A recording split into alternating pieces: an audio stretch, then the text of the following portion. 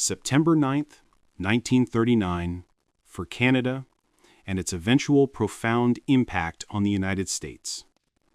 Canada, the northern crucible, a nation at the gate, the sound of the sea and the silence of the veto. The air in the library of 24 Sussex Drive was thick with the smell of old leather and stale pipe smoke, but beneath those familiar, comforting scents, there was a new, acrid tang, the smell of history being forged in a crucible of fear and obligation. It was the evening of Saturday, September 9th, 1939. Outside, the Ottawa River whispered its endless, indifferent song, but inside the Prime Minister's official residence, the silence was a heavy, living thing. It was a silence broken only by the scratch of a fountain pen across parchment and the rhythmic, hollow tick of a grandfather clock in the hall. William Lyon Mackenzie King, the complex, secretive, and intensely private man who had governed Canada through 2 decades of boom and bust, sat hunched over his mahogany desk.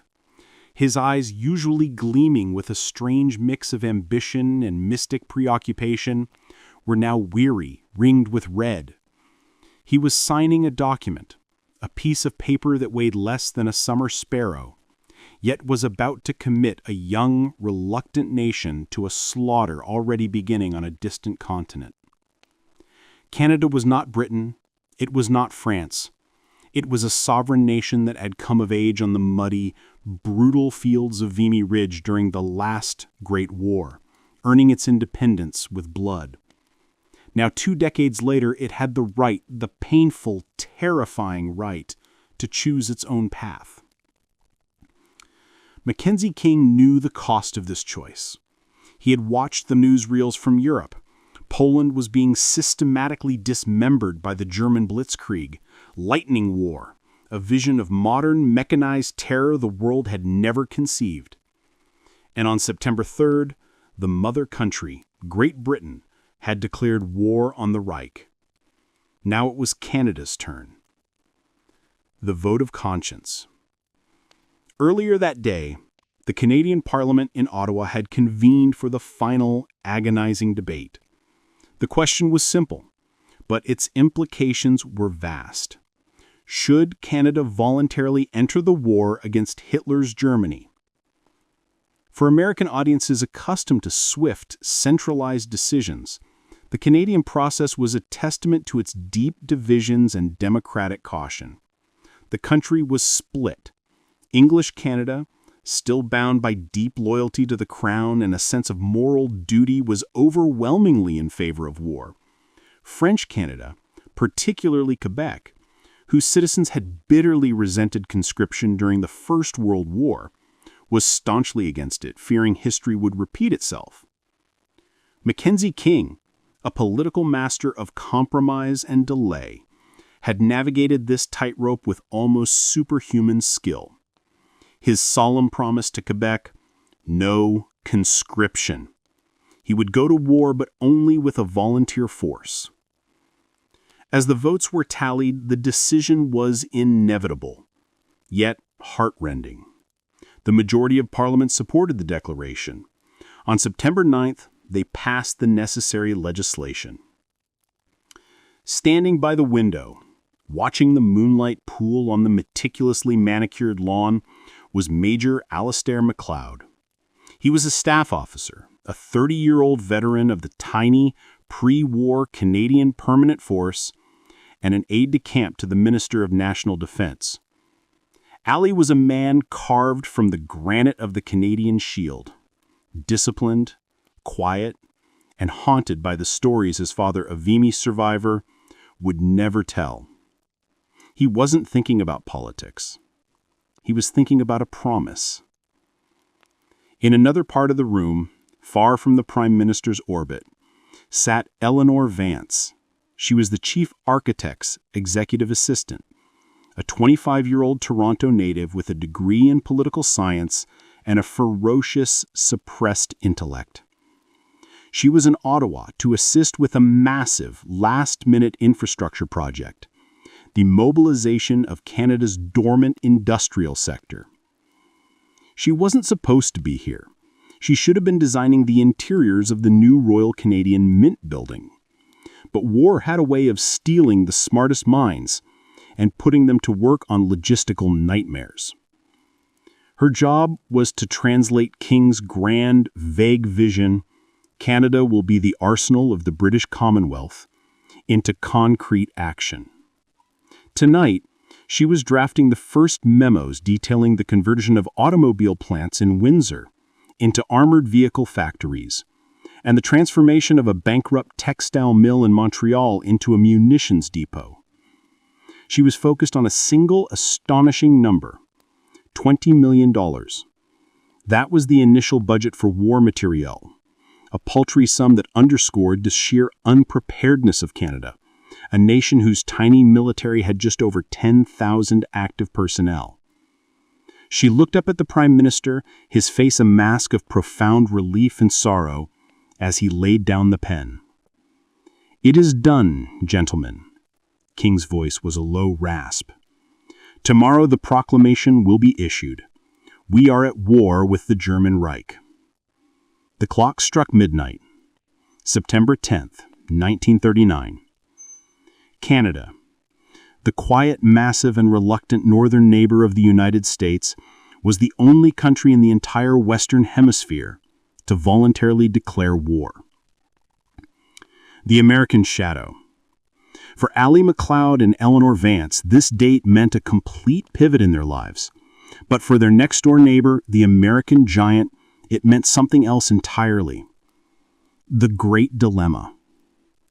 3,000 miles south across the border, President Franklin Delano Roosevelt had watched the events unfold with a mixture of dread and calculating strategy. The United States was staunchly neutral, paralyzed by the wounds of the last war and the deep isolationist sentiments of its Midwest and Congress. The prevailing wisdom was the Neutrality Acts, designed to keep America entirely out of foreign entanglements. But the declaration of war by Canada, a country whose fate was inextricably linked to America's own defense, was a dangerous, unwelcome complication for Washington, D.C.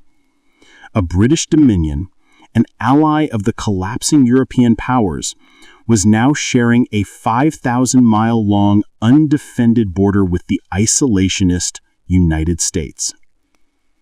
This simple, staggering fact would become the most critical and, often secret, axis of the early war. Ellie Vance felt a chill that had nothing to do with the night air. She was reading a coded telegram that had just arrived from the Canadian Embassy in Washington. It was a summary of the reaction of the American press. Canada's declaration is seen as a noble but reckless act by the junior partner of the British Empire. Sentiment remains strongly isolationist. Congressional mood is one of wary indifference. The consensus? It is Britain's war and Canada's war, but not America's war. "Major MacLeod," Ellie said, her voice cutting through the post-midnight silence, "the minister will need you to coordinate the security detail for the convoy, and he will need you to make arrangements for the new volunteers. The lines are already forming outside the armories." Ali straightened his uniform jacket, his mind already calculating the logistics of moving thousands of men from sleepy prairie towns and bustling eastern cities to the docks of Halifax. "The 1st Division will be on the water by November, Miss Vance." He stated, his voice a low rumble. "They're calling it the Royal Canadian Division. But they need more than ships, ma'am. They need guns. They need tanks." "They will get them, Major," Ellie Vance replied, tapping the architectural plans on her desk. "But the Americans won't sell them to us. They can't, legally. So we will have to build them, and we will have to build them faster than Hitler can build his army." She looked at him, and in that shared glance, the two unlikely players, the disciplined soldier and the visionary logistician, understood the impossible task ahead. Canada had just become the world's first democratic shield against the totalitarian tide, and its only lifeline, the United States, was legally forbidden from helping. The story of the first year of the war would be forged in that agonizing contradiction, a nation willingly entering a fight and its powerful neighbor standing deliberately, agonizingly on the sidelines. It was a race against time and neutrality, and the stakes were nothing less than the future of the continent. The fog of Halifax and the shadow of neutrality. The soldier's burden. Halifax, October 1939. The port of Halifax, Nova Scotia, was a city defined by the sea. Usually a picturesque hub of fishing trawlers and cargo ships, it was now transformed into a coiled spring of military readiness. The air was frigid, thick with the salt spray of the North Atlantic and the smell of hastily mixed khaki paint. Major Alistair MacLeod stood on Pier 21, the historic entry point for millions of immigrants to Canada, now rapidly becoming the nation's wartime exit door. His task was monumental: oversee the secure, secret loading of the 1st Canadian Division. Over 7,400 troops, 1,100 vehicles, and thousands of tons of stores had to be embarked on the 5 converted ocean liners, including the magnificent former Empress of Australia. The goal was to sail under the cover of a dense Atlantic fog and German U-boat patrols to Britain. Ali checked his watch, October 29, 1939. The entire operation, codenamed Operation R4, had been a logistical nightmare fueled by national ambition and military inadequacy. Canada was sending its best, but they were woefully under-equipped. MacLeod. Alistair turned to see Colonel Graham, a man whose face was perpetually flushed with anxiety, rushing toward him, a sheaf of manifests waving like a distress signal. "The motor pool tally is short by 75 trucks. We have men, we have rifles, but we don't have enough transport to move them off the docks in the UK. We were promised the modified Ford V8s from the General Motors conversion plant in Windsor." Ali rubbed the stubble on his chin. "Colonel, the Windsor plant is running 3 weeks behind. They can build the chassis, but they can't get the specialized axles from the States. The Neutrality Act is holding up the parts at the Detroit border crossing." The Neutrality Acts, specifically the cash and carry provision passed by the U.S. Congress, allowed the sale of war materials to belligerent nations like Canada and Britain, but only if they paid in cash immediately and transported the goods themselves. While this seemed feasible, the bureaucratic interpretation by U.S. officials often stalled the sale of components that could be integrated into war materiel, creating logistical bottlenecks at every border crossing. The U.S. was officially neutral, and its customs agents were determined to prove it. "Tell that to the boys freezing on the docks, Major," Graham snapped, then softened slightly. "I know you're fighting this on 2 fronts, Ali. The Germans out there and the U.S. Treasury agents down there." He pointed south. Alistair took a breath of the icy air. His father had told him stories of the grim necessity of war, but he never mentioned the tyranny of paperwork. He was fighting a war of manifests and customs codes before he'd ever heard a shot fired in anger. The Architect's Secret, Toronto and Washington. While Ali fought the sea in the schedules, Eleanor Vance was fighting the law. She had relocated from Ottawa to Toronto, the heart of Canadian manufacturing, and was operating out of a cramped, repurposed office in the Borden building.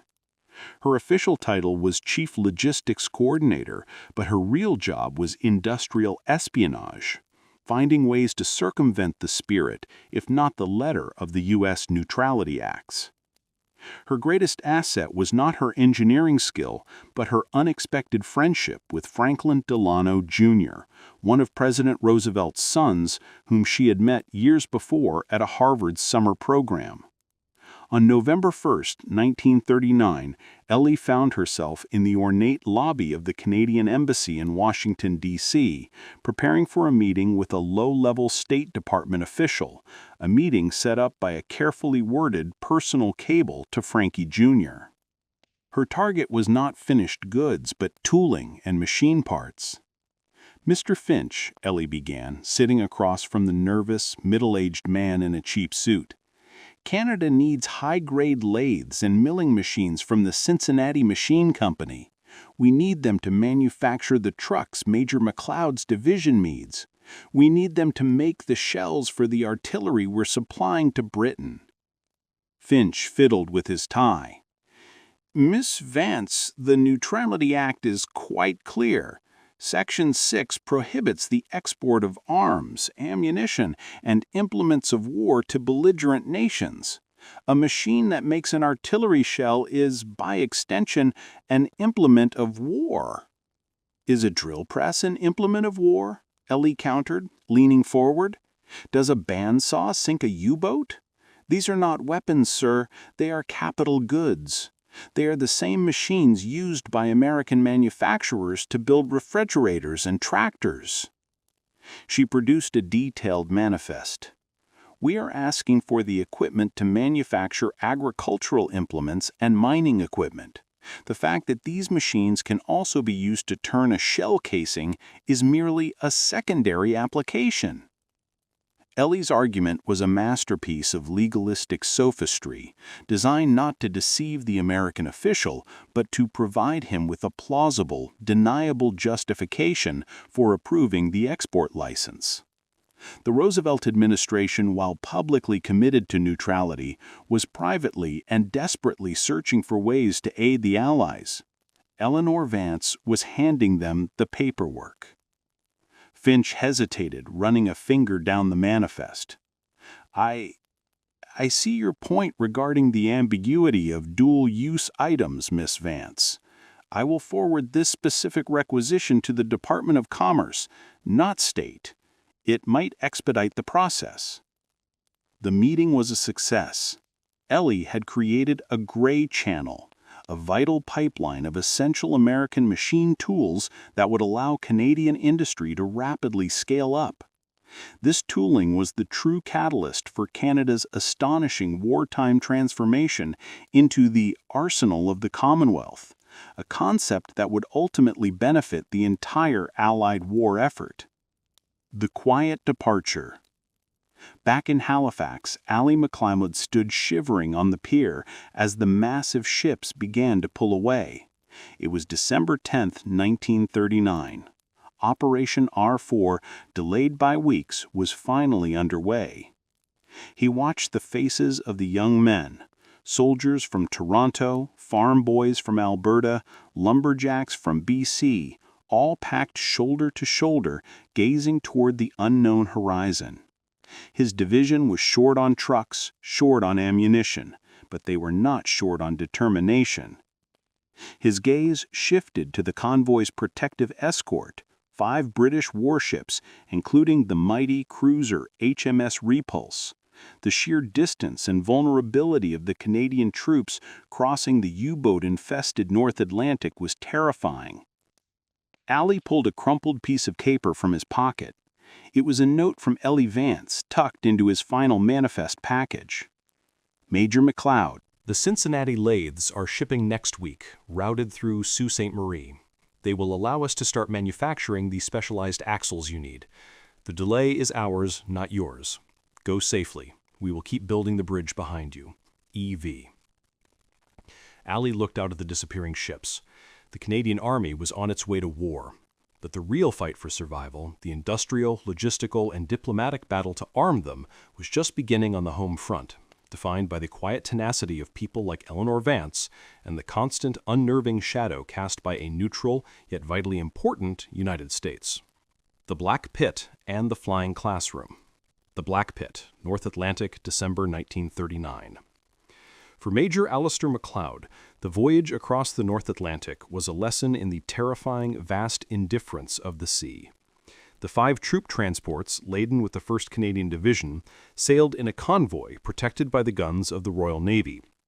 The weather was a constant brutal torment, a succession of gales that tossed the massive ships like corks, filling the overcrowded converted ballrooms and staterooms with the sickening smell of seasickness. But the true terror lay not in the waves, but beneath them. The U-boat threat, Hitler's silent steel assassins, was a constant invisible menace. Ali was put in charge of the anti-submarine watch on the troop ship Aquitania. He spent his days and nights on the freezing bridge, his eyes strained against the gray, turbulent horizon.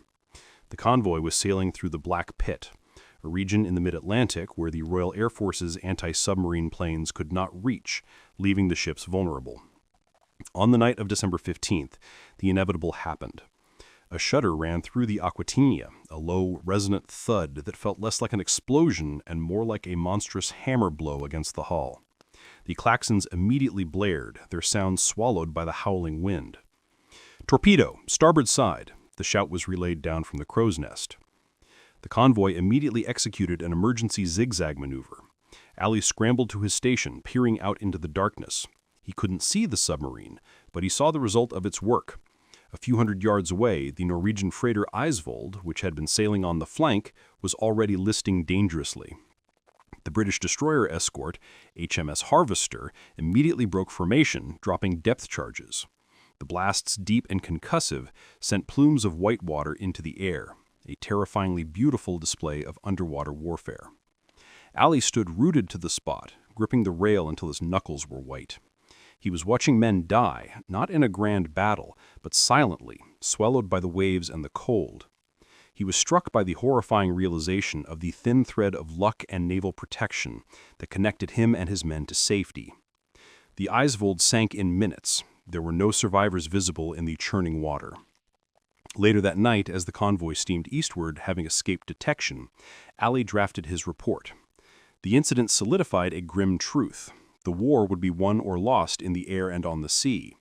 Canada's commitment could not stop with sending ground troops. They needed to contribute decisively to the air war. The Flying Classroom, Ottawa, November-December 1939.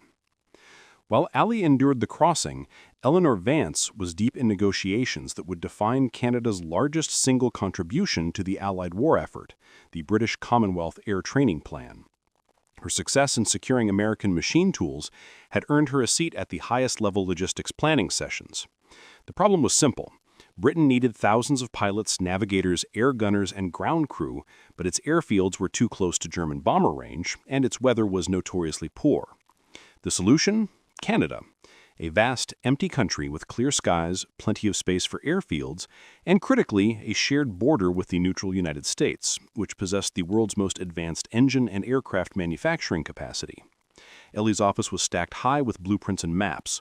She was tasked with coordinating the construction of over 100 new air training schools across the Dominion, a $600 million project that dwarfed any infrastructure program in Canadian history. Her new mission required securing a massive influx of American aircraft engines, specifically the reliable Pratt & Whitney Wasp and the Wright Cyclone. These engines were necessary to power the thousands of training aircraft Canada needed, like the Avro Anson and the Harvard Trainer. On December 5th, Ellie found herself in a tense meeting with executives from the Pratt & Whitney Company in Hartford, Connecticut, alongside a ranking representative from the U.S. Army Air Corps. "Gentlemen," Ellie began, cutting through the formality, "we are not asking you to sell us completed warplanes, which would violate the Neutrality Act.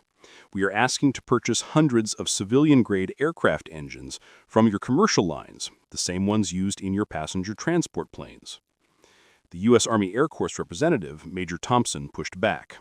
"Ms. Vance, those civilian-grade engines are identical in every major respect to the military versions. They will be immediately installed in Canadian training aircraft, which will then produce pilots who fly against the Reich. We cannot, in good conscience, approve this." "But they are certified for civil use," Ellie insisted, her voice firm. "And they will be flown in Canada, a vast, remote country, for training purposes. We are building the BCATP, a program to train pilots from every corner of the Commonwealth, Canadians, Australians, New Zealanders, and yes, even Americans who volunteer before the U.S. enters the war. This was the key leverage. The BCATP would act as a massive subsidized training organization for the entire democratic world, effectively serving U.S. strategic interests without involving U.S. soldiers. Ellie presented a new document, drafted with the Canadian government's blessing, a memorandum guaranteeing that none of the purchased engines would be installed in combat aircraft or exported to Europe. They were for the flying classroom. The legal hair-splitting worked. By providing this legal fig leaf, she gave the Roosevelt administration the political cover it needed. Major Thompson reluctantly agreed to the sale of the engines under a revised export license for educational aircraft power units. The BCATP was formally launched on December 17, 1939. It was a staggering commitment. Nearly $1 billion would be spent over the life of the program, establishing Canada as the strategic air training hub of the world. It was a victory for Eleanor Vance, who have successfully leveraged America's desire to help and its need for plausible deniability into a crucial strategic asset. Arrival and new orders. On December 29, 1939, Major MacLeod and the 1st Canadian Division arrived safely in Greenock, Scotland. The sight of the misty welcoming coast after weeks of peril was a moment of profound relief. Ali soon received new orders. Due to his logistical background and his first-hand experience with the vulnerability of the troop ships, he was being recalled immediately to Ottawa.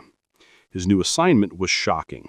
He was to work directly under Eleanor Vance, establishing a new, highly secret Joint Material Procurement Committee to coordinate the flow of the BCATP supplies from the U.S. and to begin the planning for a strategic coastal defense project. Alistair MacLeod, the career infantryman, and Eleanor Vance, the visionary civilian logistician, were about to join forces to wage a secret war of procurement, diplomacy, and industrial might. A war fought not with bullets, but with manifests and blueprints, right on the border of the neutral giant. The Destroyer Deal and the Ogdensburg Pact. The Borderlands Conspiracy, spring 1940. By the spring of 1940, the war in Europe had exploded. The phony war was over. Germany launched its offensive in the West, rapidly overrunning Norway, Denmark, Belgium, and the Netherlands. The crisis culminated in the desperate retreat at Dunkirk. Britain stood alone, bruised and facing imminent invasion. The immediate Canadian priority shifted from mobilization to coastal defense and Atlantic security. The Canadian Navy was dangerously small, and the U-boat threat was mounting daily. The Allies were critically short of destroyers, fast convoy-escorting warships essential to keeping the sea lanes open. Eleanor Vance and Major Alistair MacLeod were now working side by side in a small, unmarked office in the Department of National Defense. Its location rotated weekly for security. Their new focus was the destroyer deal. The United States had 50 mothballed World War I-era destroyers, the four-stackers, sitting in U.S. Navy yards. They were old, but they were seaworthy and desperately needed. The problem, once again, was the Neutrality Act. The U.S. could not legally give or sell warships to a belligerent nation like Canada or Britain. Ellie's genius was in creating a complex financial and diplomatic loophole. She proposed a variation of the trade-in scheme that Britain was pursuing, which would eventually become the Destroyers for Bases Agreement. Canada would offer the U.S. something intangible but strategically vital: access to Canadian defense plans and cooperation on continental security. Major MacLeod's diplomatic reconnaissance. Major MacLeod's role was to provide the intelligence that would make this offer irresistible to President Roosevelt. He was dispatched on a series of inspection tours to the border regions, particularly near the strategic St. Lawrence Seaway. His real mission was to conduct what amounted to diplomatic reconnaissance with his American military counterparts, specifically officers from the U.S. Army's Second Corps area. Since the Canadian declaration of war, American generals had been extremely nervous. They realized that if Britain fell, Canada would be the front line of American defense against a German threat. On a highly secretive, informal meeting on a fishing boat in the St. Lawrence River near Ogdensburg, New York, Ali met with a U.S. Army colonel, ostensibly to discuss border river maintenance. "Colonel," Ali said, speaking softly over the sound of the idling engine, "if the Germans take Britain, they have a springboard to Iceland and Greenland. That puts them within striking distance of the maritime provinces and the Great Lakes industrial base." He then showed the colonel a series of heavily redacted Canadian defense blueprints. They were deliberately designed to appear incomplete and inadequate. They highlighted Canada's extreme vulnerability and lack of naval defense for its eastern coast. Ali continued, "Our destroyers are on the North Atlantic run, Colonel. We have nothing left to protect the St. Lawrence. If you're truly committed to the defense of North America, this river, the industrial highway, is exposed."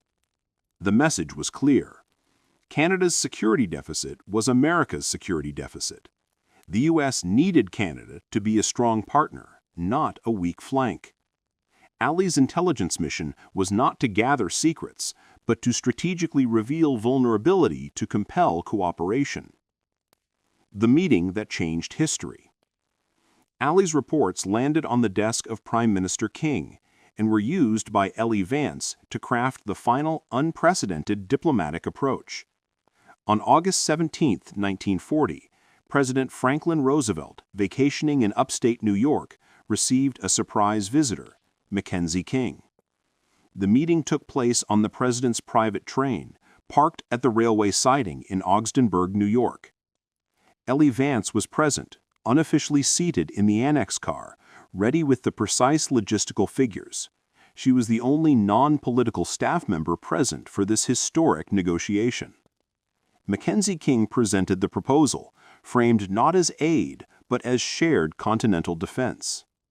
"Mr. President," King stated, "Canada understands the Neutrality Acts, but the defense of this continent is indivisible. If Canada falls, the threat comes directly to your borders." He then laid out the proposal, which had been fine-tuned by Eleanor Vance. Canada would formally enter into an agreement with the U.S. to create a permanent joint board on defense. This board would plan the military and naval defense of the northern half of the Western Hemisphere, from the Aleutians to Newfoundland, as a single, integrated unit. The President, a master strategist, immediately grasped the profound implications. This agreement, forged between a belligerent nation, Canada, and a neutral one, the U.S., effectively destroyed the isolationist argument that the war was a purely European affair. It made continental defense the paramount priority, legally justifying future American action. In return, the U.S. would transfer the 50 destroyers to the Royal Navy via a separate deal, and crucially for Canada, it would begin the transfer of coastal patrol aircraft and radar technology directly to Canadian forces, bypassing many of the existing neutrality restrictions under the guise of shared security planning. The Ogdensburg Agreement. The resulting Ogdensburg Agreement, signed on August 18, 1940, was a landmark in Canadian and American history. It created the Permanent Joint Board on Defense, marking the first time in peacetime that the U.S. had agreed to an integrated defense pact with any other nation. It was a decisive, stunning blow to isolationism, achieved by Canada's willingness to leverage its geographical position and its peril. The agreement immediately paved the way for the U.S. to dispose of the surplus destroyers. The Destroyers for Bases Agreement with Britain followed days later, and more importantly for Canada, it opened the logistical floodgates for American equipment under the guise of PJBD cooperation.